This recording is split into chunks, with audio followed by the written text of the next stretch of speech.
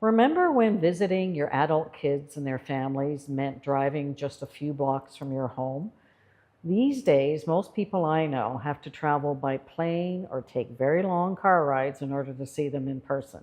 And I'm in the very same boat. My son moved out west. My daughter now lives in the United States. And while I miss them and their families dearly, we stay in touch regularly with lots of video, text messages, and emails. Thank goodness for technology.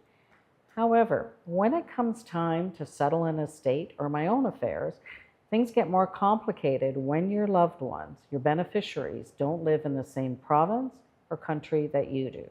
And trust me, I've seen many cases of this over the years. Two complications come to mind.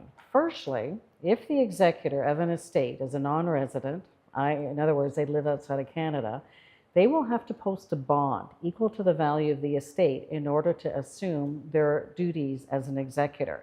Secondly, if there are non-resident beneficiaries, in other words, somebody living outside of Canada who will be receiving a share of your estate, the executor has to first set up a separate account in CRA. They then have to withhold 25% of the income on that share that's going to the non-resident beneficiary. So more filing requirements, more time, and more effort required on the executor.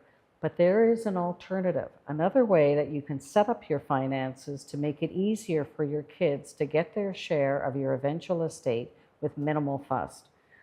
By using investments that come from insurance companies, also known as segregated funds, the payments will go out to your beneficiaries within weeks of your death, and your beneficiaries will receive checks that they can cash anywhere in the world without delay.